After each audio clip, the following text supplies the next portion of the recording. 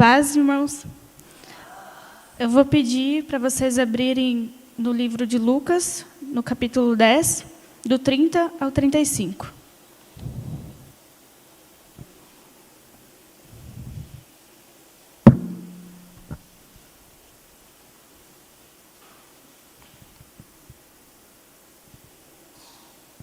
Amém?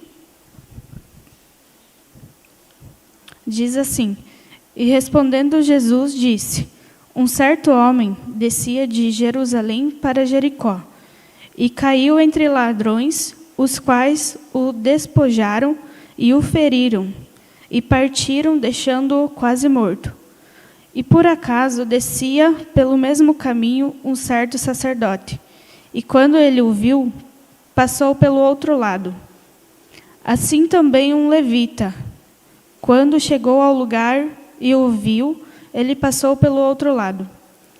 Mas um certo samaritano, estando de viagem, veio até ele, e vendo-o, teve compaixão dele. E aproximando-se dele, atou-lhe as feridas, derramando nelas azeite e vinho. E pondo-o sobre seu próprio animal, levou-o para uma hospedaria e cuidou dele. E no dia seguinte, partindo, ele tirou 2 denários e deu-os ao hospedeiro, e disse-lhe: Cuida dele, e tudo o que demais gastares, na minha volta eu te pagarei. Eu vou pedir que vocês fechem os olhos. Vamos fazer uma breve oração. Senhor, peço que me dê direcionamento para a Tua palavra nessa noite, que abra nossas mentes e corações, que tudo flua conforme a Tua vontade nesse dia, que todos venham a compreender a Tua doce palavra, Senhor. Obrigado pela oportunidade. Em nome de Jesus. Amém. Aqui Jesus está querendo representar a nossa vida. A gente está aqui como peregrino. A gente está de passagem aqui. A gente é um viajante. Então, às vezes, a gente está no topo, está na presença, está na igreja, e daí, de repente, a gente decide ir para o mundo de volta, né? A gente vai decaindo, vai voltando ao que era, né? Que é representado aqui como Jerusalém e como Jericó. Ele nos dá 3 personagens na história, que é o sacerdote, um levita e um samaritano. O sacerdote é um homem bem religioso, ele é tido por Deus, né? Ele é bem vestido, bem aparentoso, né? O levita também, ele segue a religião, as leis, ele vem na igreja, ele participa, mas quando sai ali fora, não presta para nada. E o samaritano, ele é bem julgado pelos judeus. Eles tinham rixa, então ele é tido como um impuro, ele não deveria poder estar na presença de Deus. Os 3, eles participam da mesma ação, né? Os 3 veem o mesmo homem caído lá no chão, mas cada um tem uma decisão diferente, né? Cada um deles escolhe se vai ajudar ou não. O homem caído é como a gente caído no pecado. O pecado vem, ele rouba o que a gente tem, rouba a nossa santidade e nos deixa caído como morto. Aí vem a religiosidade do mundo, e daí só olha para a gente, não tem compaixão, não tem amor, e simplesmente deixa a gente caído lá, né? Aí vem Jesus, que é o melhor bom samaritano, ele tem compaixão da gente, ele vê as nossas feridas, ele não liga para os pecados que estão todos expostos e abertos, ele derrama o seu sangue, que é o vinho representado aqui, o azeite, que é a comunhão de volta com o Pai. Ele nos dá isso de novo, porque a gente seria incapaz de ter, a gente não é o povo prometido, né? Daí, ele nos dá essa oportunidade. O caminho de Jericó era um caminho perigoso. Ele era uma descida bem íngreme, né? Ele era abaixo do nível do mar. Já Jerusalém é acima, que é representada como o céu na terra, e Jericó como o inferno. Em Josué 6, 1 ao 20, Deus deu ordem a Josué para derrubar as muralhas de Jericó, né? Porque eles não aceitaram ser a terra prometida para o povo dele. Então, Jesus, ele nos dá um direcionamento para como a gente ser, para a gente estar em Jerusalém, que é na igreja, na presença, e não descer a Jericó, porque a gente vai ser tomado pelos ladrões, que são os pecados, e que nos derrubam no nosso caminho. O caminho, que é puramente Jesus, que está descrito em João 14:6, ele é só o caminho, a verdade e a vida, só ele, não tem como ter outro. Não tem como a gente desviar dele. E o viajante é puramente a nossa vida, que como a gente está no topo, a gente pode decair e ir lá para o fundo do poço e não conseguir mais nem levantar, né? Está caído como morto, e só Jesus para poder nos tirar de lá.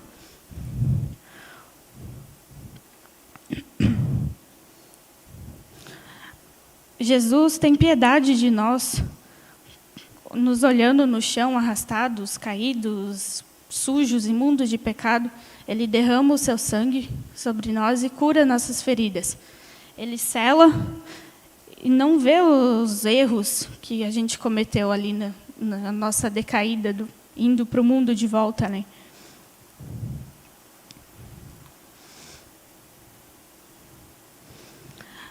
Ele nos traz de volta para a igreja.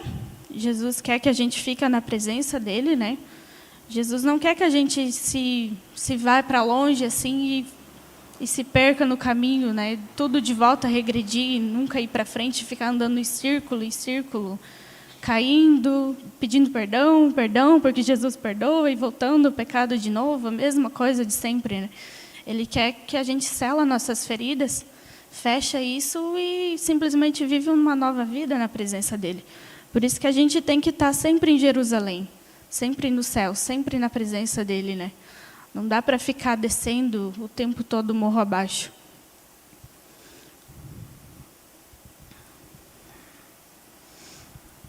E assim, eu queria perguntar para vocês também, se vocês acham que, seguindo o caminho como peregrino nessa terra, aonde que está o coração da gente nesse momento? Se a gente está agradando a Deus, ou se a gente está só vestindo uma veste e se mostrando de santo como um sacerdote, servindo dentro da igreja, e ali fora vê alguém precisando, nem sequer dá o braço, né?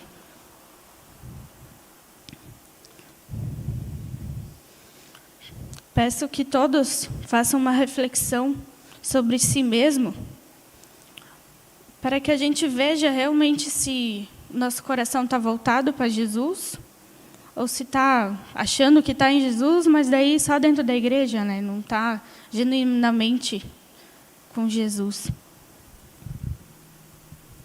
Se a gente está agradando ao Pai, ou se a gente está em Jericó, no pecado e no inferno do mundo.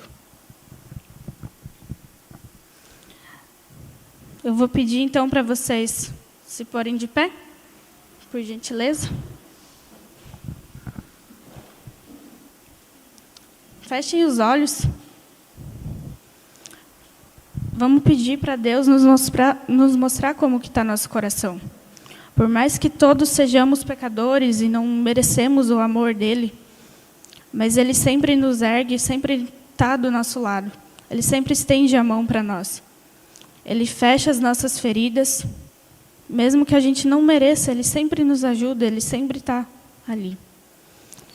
Vamos pedir para que ele nos guie sempre para o caminho certo, que não desviamos do seu caminho, para que possamos alcançar ele, sempre olhando para ele, não olhando para o lado, olhando para cima, indo a Jerusalém e não decaindo para Jericó. Que em nome de Jesus, Pai, o Senhor possa guiar nossos passos nessa vida. Somos só peregrinos nessa terra e estamos aqui por pouco tempo, mas o tempo que a gente está aqui é muito importante para mostrar o que realmente somos.